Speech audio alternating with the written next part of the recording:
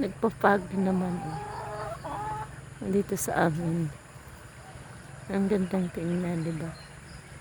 Nagpapag. Hindi mo na kailangan magpuntang Baguio. Punta ka na lang dito, oo. Ang lamig. Ang gandang tingnan, tingnan mo.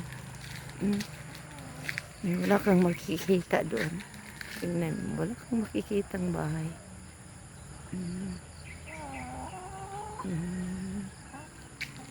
Tingnan mo. Ang gandang tingnan. Ang lamig.